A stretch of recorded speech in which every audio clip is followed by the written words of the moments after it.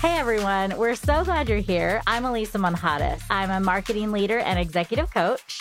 I'm Courtney Copeland, and I'm an accountability and wellness coach. And I'm Dr. Mirari Simeon, an activator of talent, HR executive, author, and working mom. If you're anything like the successful multicultural women we interview on the What Rules podcast, you've learned that you can't do it alone. And we teach women like yourself to outsmart the game to get ahead in your career. We're really talking about those rules that we grew up with as women and expectations that have been placed on us. Our mission is to change the face of leadership at What Rules Podcast. As you listen to our talented guests, take note and take action. Go ahead, go and break those rules.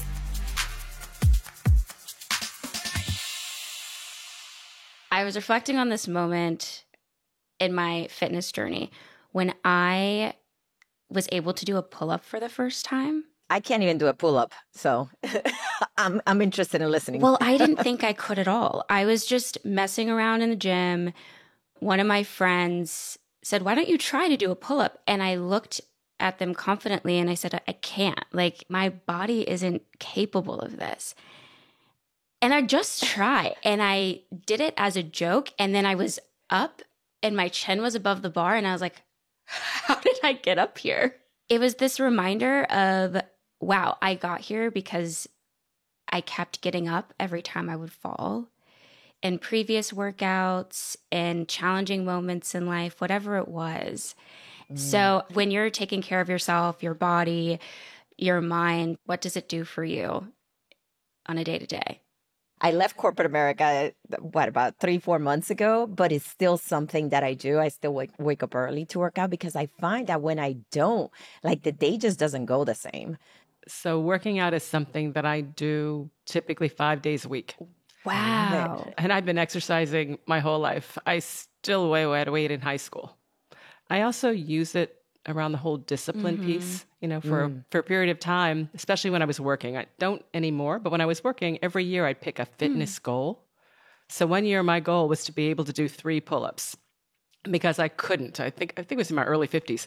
And what I do with my fitness goals is I tell everybody what they are because that keeps me on task. Ooh. I don't want to get to the end of the year when they say, "Oh, Shelley, how'd you do with that?" And I'm like, "Oh, no, didn't do it." I'm like, no, I'm like way too competitive for that. So by setting goals, it just gave me a way to keep my fitness routine fresh because you have to do different exercises to strengthen and create different capabilities. So yeah, I'm a big believer in exercise. I think it helps not just feel physically better and stronger, but frankly, mentally too. Yeah. I just find it makes me more mentally alert. I love the idea of setting different goals. I was running half marathons every few years, but my knees don't like that anymore. So I need a different goal. I never thought about setting a goal for pull-ups, but I love it. I love it.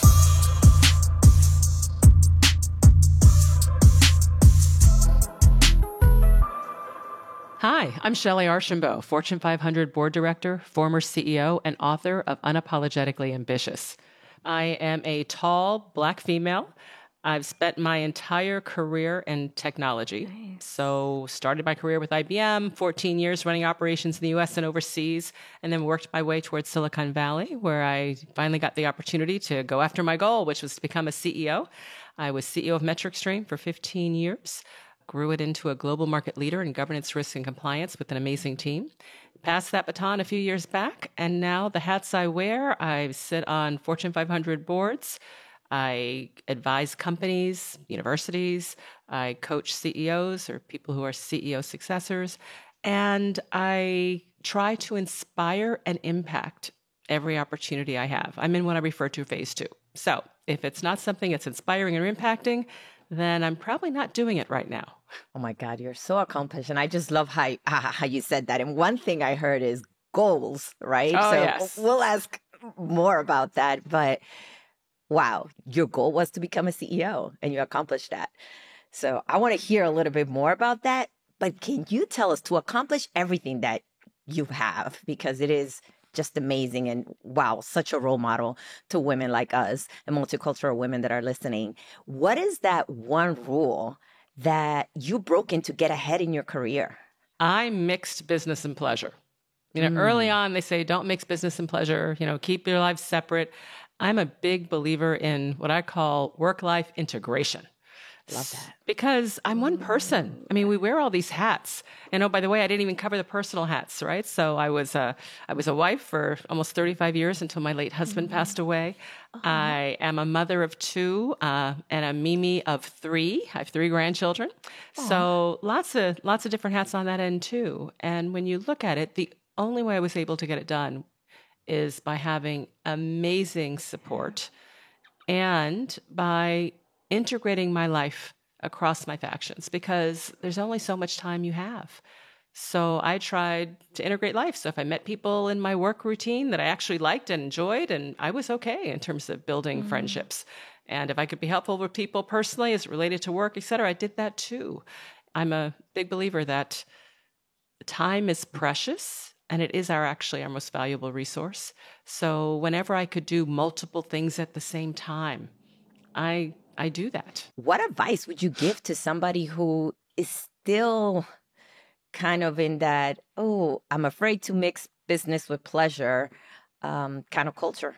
Yeah. What I tell them is it's not that you have to have everything all integrated, but you will meet people along the way. And I think for me, it started as self-preservation in a certain respect, because I was working for IBM, but I moved all the time. We were moving all the time. And so therefore, the people that you knew, the continuity, were coworkers, right? And so they also became friends as you got to know them over time and got to know their families and things like that. So what I'd say is don't be afraid of it, right? Don't force something. This is not about forcing, but it is about don't be afraid of it. Because you will spend, for those that are building careers, you will spend a lot of your time doing things that are very work-related. And therefore, it's perfectly natural to develop relationships that become not just business, but also personal. I feel like this timing is impeccable.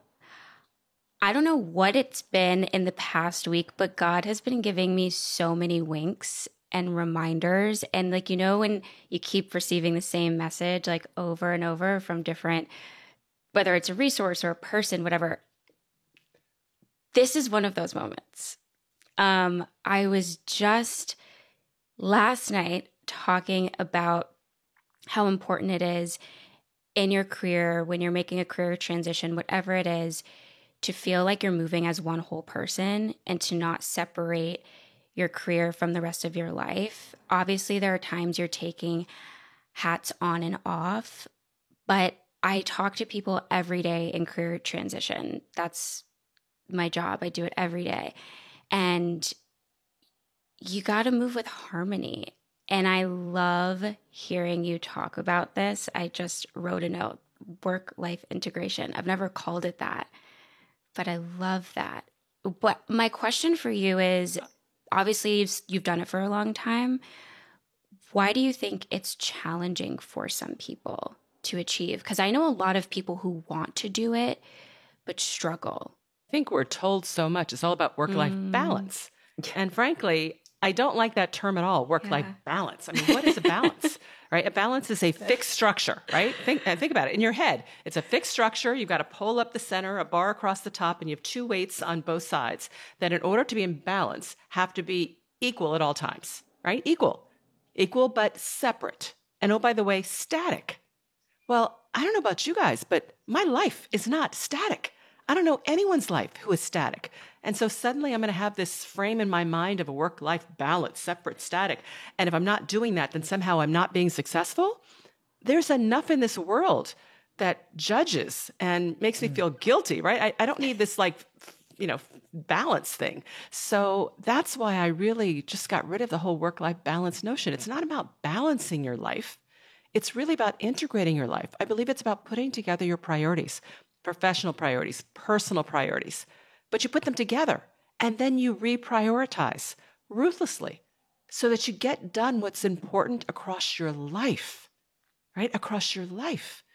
Because we only have one head. I mean, we wear all these hats, but there's only one head. So we have to figure out how to go get that done. As you were talking, I was thinking, when has either my personal life or work, just even alone, been balanced? I mean, that's unrealistic. I don't ever think my personal life has been balanced, and neither has the work. So to your point, integrating it, gosh, you see, this is something I wish I knew a long time ago, because it would have really helped me for years. I myself kept it separate, and it was so difficult to do.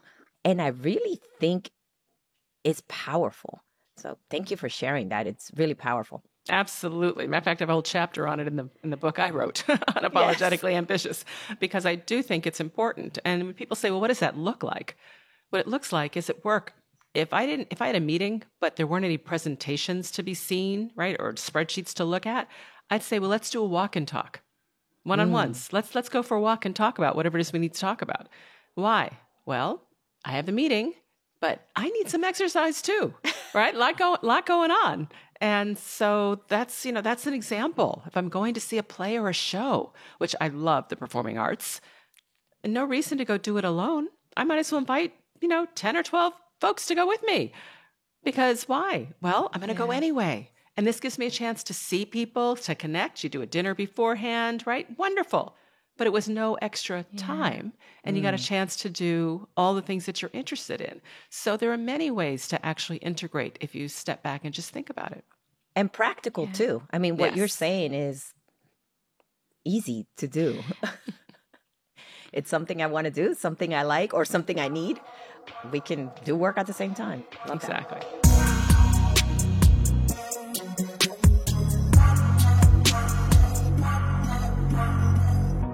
Shelly, we're really big on finding mentors, and it goes with our theme, don't do it alone.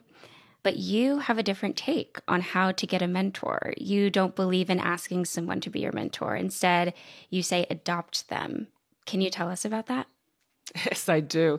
I had an experience very early in my career. I was with IBM, and IBM decided that people who had high potential should have mentors. But they thought, let's do it differently. And so they actually asked us, I happen to be one of those people, said, well, who would you like your mentor to be within the company? And I thought about it, and I picked a guy. He was a couple levels above me. I knew him. I thought he liked me. Put his name down. His name was Roland. Well, Roland calls me up several days later and says, Shelly, you put my name down to be your mentor. And I said, well, yeah, Roland, I thought you liked me. And he said, Shelly, you've got me. Go get somebody else. And I was like, what? Wow. So I learned a couple things. I had no idea that Roland considered himself a mentor, which meant this whole mentor-mentee thing, it doesn't have to be formal. And second, even though he considered himself a mentor, he told me to go get someone else, which meant I could have as many as I wanted. So, okay, hence let me go forward and get more mentors. And what I learned is if you ask people, I started asking, will you be my mentor? And eyes would get big. People would literally sit back. You could tell they were trying to figure out how to exit the room, right? And it's not because they don't like me, but people are busy. So I just started treating people like mentors. I just started treating them like it. You ask a really simple question, something that doesn't take a moment for them to think about it. I might have seen, oh, Courtney, you gave such an amazing presentation last time at the last meeting. I have one coming up in a couple weeks. I would love 2 tips. Well, that's easy. You don't have to think about it. Well, look people in the eye, add some humor, right? Whatever it might be. You might offer some tips. Here's the key.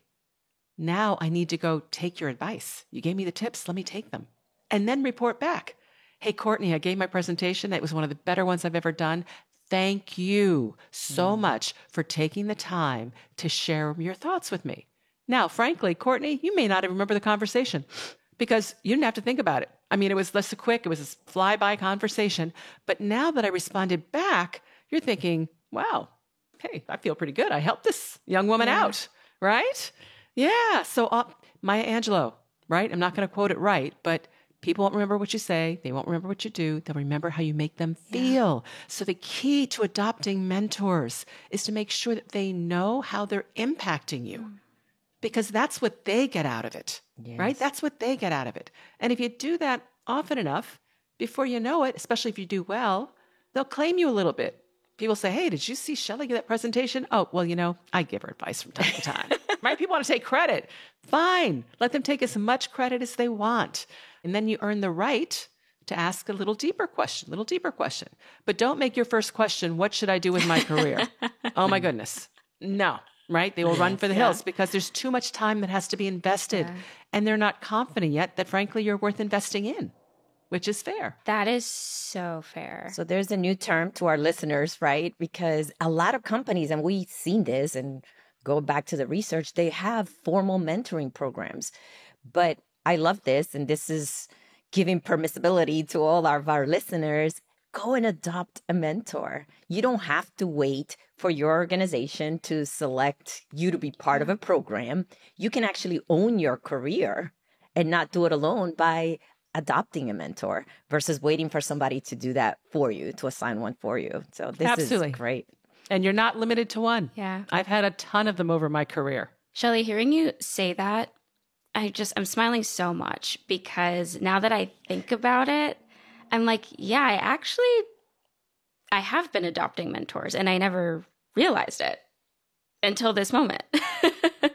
And what I hear in that is build organic relationships and be very genuine. Mm-hmm. I relate a lot of building work or professional relationships to our day-to-day normal friendships or even dating relationships. You wouldn't come right out the gate and be like, hey, I want to be your friend. Will you be my friend? Like someone would be like, that's a lot of pressure, you know? Exactly. But if it's organic and it builds over time and you just naturally have the same interests and you ask questions because you genuinely care about someone's opinion, that feels really flattering and empowering and uplifting. And then next thing you know, you're going to have that mentor-mentee relationship without it being this awkward, like, will you please do this for me?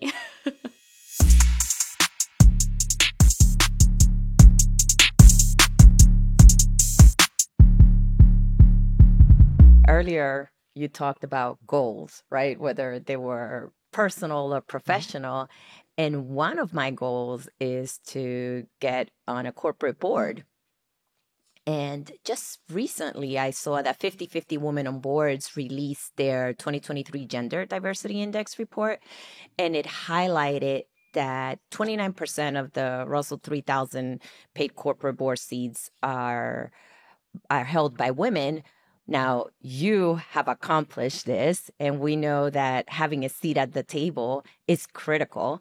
And currently, you sit in several boards, I believe Verizon, Okta, and Rumper Technologies. So I want to understand it. I'm sure the listeners do as well. How'd you land these paid boards? So I believe in setting goals, as we talked about earlier. And frankly, I didn't even know about boards. And what I mean by that is I knew that there was a board of directors, but I really didn't know what they did or function or anything really until about my early to mid 30s. And at that point, I was already striving to be a CEO. That's what I wanted to do. And then I realized, wait, board of directors, they hire and fire the CEO. I'm like, I want that job too. But I mean, I didn't know what that was about. So I did what I usually do. Whenever I set a goal, I ask myself, what has to be true for me to achieve that goal? Because usually I have no idea. I have no idea what has to be true, which means I have to go do the research. I call it doing the homework. You know, homework doesn't stop in school. Homework is just being prepared for whatever it is you're trying to do. So first question, what has to be true? Well, I went and did my research. Who were these boards of directors? Who were the people? What kind of jobs did they have? What were their backgrounds? What were the skill sets boards looked for? And one of the things that I realized quickly, and this is back then, I mean, this is now we're talking in the 90s, it was they wanted people with board experience. And I'm like, wait a minute. They want people with board experience, but how do you get the board experience, right? Yes. So I realized that, okay, if I want to serve on boards as part of my overall career plan, then I need to figure out how to get on my first board soon so that I can build up this experience. So what does it take? And then it was looking at what skill sets. So I looked at the skill sets, the background. Good news for me is being a CEO was something that was a valued skill set. Technology was a valued skill set. I'd done a lot of transformation, growth-oriented things. That was a skill set. And as I looked at what else I needed to do, as I was with IBM, et cetera, international, I realizing, okay, here are all the things that could help me when I'm ready to compete for a board seat. And then once I got the CEO job and got my arms around it, I then said, okay, I'm now ready. So I put together my 30-second speech on why somebody should want me for a board, what my skill sets. And then I told everybody that I wanted to serve on a board. And I got a chance to get introduced to executive recruiters. I talked to people who were in and around boards. Lawyers sit on board. A lot of people are in and around boardrooms that aren't actually board members that hear about opportunities. So part of it is just letting people know. And my first board seat actually came through an executive recruiter. And I got my first board. I was 42 or 43 when I got on my first public paid board. What impact did you want to have sitting on a board? Honestly, my first priority in sitting on a board was to become a better CEO. I wanted to understand the dynamic from that side of the table because I had my own board of directors that I was working with. And let me tell you, it gives you really good insight. I think all CEOs should sit on another board because it does give you an understanding of the perspective, background, et cetera. And I think it makes you better. So that was number one. Number two was I wanted to help and assist, frankly, a company in a different role with their overall success. And overall success to me is everything from the strategy they've got, because what you want with companies, what shareholders want is want to make sure, number one, you've got the right strategy to go win in the marketplace and deliver good returns, right? Well, if you've got a good strategy, that's only helpful if you have the right team to execute, deliver on the strategy. So then it's working with boards on, do we have the right team, right? The right leadership, right team, right background, right skill sets, right? All those things. And then are we executing in a way that ensures that we are being good corporate citizens, that we're meeting all rules, regulations, and requirements, that we have good employee dynamics, partner dynamics, right? All those things. So that was really what I was looking for. Thank you for sharing that. So what I got is I wrote it down, right? What is true? And then go do that research and then tell everyone at the end of the day. So I loved your question, Courtney, because that's also something to think about is, well, what impact do I want to have, right? At the end of the day, once I get on a board. Absolutely. Because these roles are competitive, right? They're very competitive. So you are competing with others in terms of what it is that you bring. Yeah. So when we talk about the questions, what has to be true, do the research. Then once you've done that, then you have to ask yourself, okay, how do I make that true for me? Ooh. How do I make it true for me? Right? So are there skill sets that I need to build? Is there an experience I need to have? Are there relationships I need to create, right? How do I make it true for me? And that becomes your plan. So now you've got a plan that you can go execute against. Yes.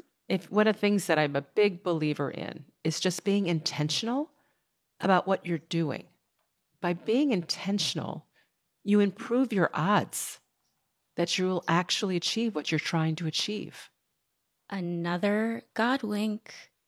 The language you're using is so specific to, I can't even get into it right now. So I'm just happy you're here. I want to take a pause and say, I'm so happy you're here.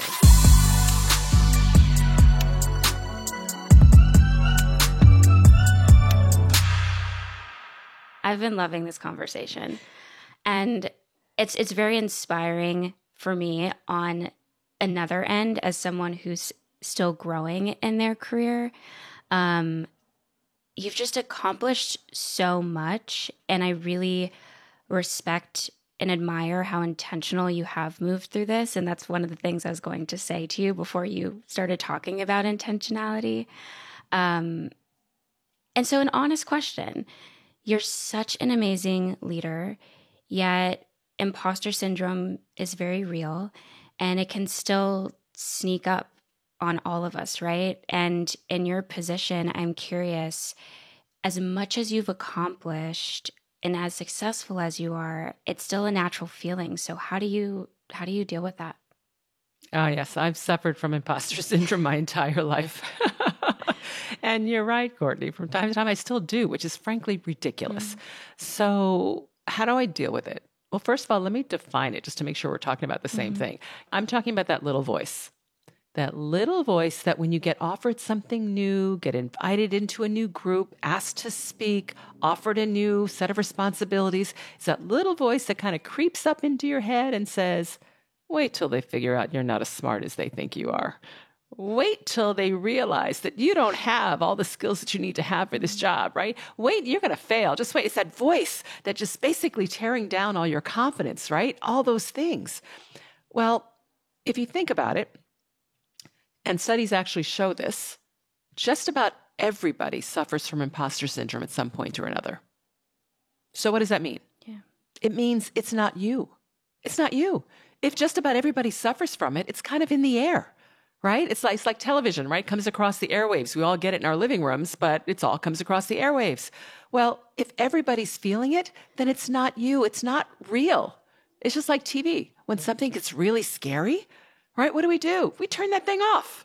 We turn it off. This voice that you're hearing that's trying to stop you from doing whatever it is, you turn that baby off. And if that doesn't work, realize that the only time you feel it is when you're facing something new. Yeah. Well, guess what? In order to be facing something new, somebody has to believe in you. They believe you deserve the promotion. They believe you should be part of the group. They believe you should be on stage. So if you can't believe in yourself, believe them when they're showing you that they believe in you. And if that doesn't work, then fake the confidence.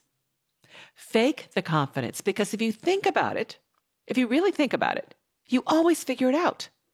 Eventually, you figure it out. So give yourself the benefit of the doubt. Okay, I may not know it all now, but I'm going to figure it out because I've figured it out every time. So I'm going to give myself the benefit of the doubt and walk in like I know what I'm doing. That doesn't mean fake knowledge. I'm just saying fake the confidence. And if that still doesn't work, if you're still not able to take the job or join the group or walk on stage, go get your cheerleaders. And when I say cheerleaders, I mean cheerleaders. I mean, go, Dr. Mariah, you've got this, girl, right? Courtney, you know you've done this before. Of course you could be successful. I mean cheerleaders, because listen, we all need them. There's so much in this world that judges us and tears us down. We need cheerleaders in our lives who build us up. Yeah. I've had cheerleaders all throughout because life is hard. They don't tell us this. But it's hard. It's hard, which is why you need help, right? The whole theme of this podcast. It's all about taking help, using help, right? To be able to do the things that you want to do, because no one accomplishes anything of significance all by themselves. No one. Yeah. And if they tell you they did, they're lying to you. Nobody does. So you're not going to be the first one. We could do a whole podcast on this, but for the listeners, you talked about it early, Shelley, about your book. And I just started reading it, right? So it's a celebration of women knowing their power. Like, that's how it starts. And unapologetic, ambitious. And there's a whole chapter and some questions that I started looking at, being aware of imposter syndrome. So we'll put it on the show notes and recommend for people to read it. I mean, if you're enjoying this conversation, which I am, and I can't wait to keep reading this book. So thank you for sharing that. And we'll make sure that the listeners get a link to this. Thank you. Yes. Hearing you say that as well, like my takeaway that I wrote down is imposter syndrome is actually an opportunity to own your power, which is one of our themes too. And I've never really thought about it that way. So thank you. Absolutely.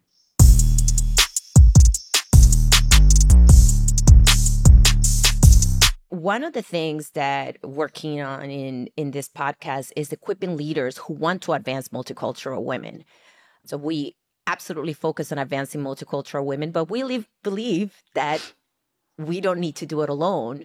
So my question to you is, how can a leader who's in a position of power help advance multicultural women intentionally in the workplace? One of the things in the boardrooms that I sit in, when I have the opportunity to talk to executives, et cetera, that I talk about, is I think every CEO should ask their leaders to sponsor, notice I use the word sponsor, not mentor, to sponsor 2 people who don't look like them. When you do that, then it gives people a chance to actually, number one, find the talent, which is there within the organization. 2, actually get to know and understand some of the dynamics that are unique and specific to folks from different backgrounds, but especially for women and women of color. Because many times people just aren't aware of some of the challenges, issues, what have you. But when you start actually working with someone and you truly get to know them, you actually build that learning. So 1 is that. 2 is be intentional about making sure you're actually drawing them into the conversation, drawing them into the room, drawing them into, right, the dynamic. So if you're having a meeting or a conversation and someone is sitting at the table, might be a woman of color, right, and they haven't said anything yet, don't just assume they have nothing to say. Ask them. Give them the opportunity. Because some, as a result of a lot of different things, can be how your race, can be background, can be culture, whatever, are just not as comfortable pushing in to a conversation and pushing into a dynamic. So taking the opportunity to actually invite, right, and to encourage can also help. And then this 3rd thing is please, please, please, please give them feedback. Listen, studies show that women, and especially women of color, men are very uncomfortable giving us feedback. And so therefore, we tend not to get all the feedback that we need to grow and develop, which is unfair. So we're not even given the chance. You know, I was in a boardroom once, and we were talking about succession planning. But there was a person not on the succession plan that I thought should be for the CFO's role. And it was like, So I asked the question, why isn't so-and-so on this list? And you could see the management looking at each other, and they said, oh, well, it's just not polished, just that, just doesn't have the stature. They used all these like descriptive, general kinds of words. And I said, okay, has anybody told her that? Nope, not a one. Well, you can't fix something that you don't know needs fixing. That's right. Right? So that's one of the things that it's huge. Just please give people feedback. Give them a chance to actually grow and develop to their full capability. I love that. And it's so important, especially because without it, they may continue to do this because they may not be aware. And it is so critical. And you know this better than I do. The research shows it, right? Multicultural women do not receive the feedback. I mean, women overall. And then when you add the multicultural women, it's another addition. So 2 things I would say is multicultural women, make sure that you're asking for that specific feedback. But if you're a leader in a position of power who wants to help advance multicultural women, provide that feedback in a way that she can be successful. So thank you for sharing that. I have one last question. So shifting gears a bit to, we had a guest, Tare Suzuki from EY, and she introduces herself with her mission statement, not her title. You also suggest that we don't use our titles, so what should we say instead? It's true. The reason I don't like us just using our titles is as much as we fight for and strive for titles, they're almost meaningless. They're almost meaningless because I could introduce myself. Oh, I'm Shelley Archambault. I'm the director of operations for XYZ. Courtney, do you have any idea what I do? Do you have any idea? No. No idea of skill set, no idea of industry, no idea, nothing. And even titles, company to company, mean different things. And even within the same company, a title can mean something different in a different group or department, et cetera. So I think it's important to actually tell people what you do. So instead of saying I'm the director of operations, what you might say is, right, you can still say I'm the director of operations. I'm responsible for the supply chain for the Western region of our blah, blah, blah, blah, blah division. Well, now, do you know what I do? Yep. Okay. Western region. So I've actually managed scale, supply chain. I know what industry and skill sets. Now, why is that important? Because Dr. Murray may hear of an opportunity where they're looking for someone who has supply chain operations skill, right, at scale. Well, she'll think of me. If all I told her when I met her was I'm director of operations, she's not thinking of me. All right. So it's really important that we actually let people know more than just our title, but what our skill sets is, what we're capable of. Now, again, this is not a long, drawn out explanation. It's a 30-second, right? 30 seconds. Just figure out how to explain what you do so you answer the question, but in a quick way that lets people know skill sets and capability. And that's so important because titles change all the time, and an organization may have a different set of skills or job description on their specific titles. So I love that, being able to actually say what your skills are or what you're working on. It's very helpful. I'm going to start doing that today. I hope someone, if you're listening to this and you see me on the street, please ask me, what do I do? And I won't answer with my title. I think that's so cool to say I'm responsible for. It's also a way more empowering way to respond. Like, it's taking ownership. It's saying, I'm responsible for. It's saying, I take action. I'm a leader in this way. Like, I love that. I am responsible for. No one asks me about my title anymore. No one. And usually they don't. They usually ask you, what do you do? We just tell people what our title is. True. That's such a good point. I have so many great nuggets from today. I cannot wait to listen to this episode again. This has been awesome. It's very obvious that you are a woman who leads by example. And I think it goes back to your foundation of work-life integration. Everything that you've shared goes back to that. Like, you live, what's the expression? You walk the talk. You walk the talk. And that's what I try take hard. Yeah. What you What you see is what you get with me, for sure. Yeah. For sure. Want more advice on how to break the rules and outsmart the game to advance your career? Check us out on Instagram, YouTube, and our website, whatrulespodcast.com, for more insight from our guests and hosts, and join our community on LinkedIn, where we discuss rule-breaking strategies for multicultural women. What Rules is a project of Zara Consulting and is supported by the amazing team at Stories Bureau. This episode was produced by Alexandra Uresta, with editing and music supervision by Joshua Ramsey, and was engineered and mixed by Tim Ballant. Our podcast cover was designed by DeLeon Creative. Visit whatrulespodcast.com for more info, upcoming events, and all episodes of What Rules, including video, and make sure to give us a follow.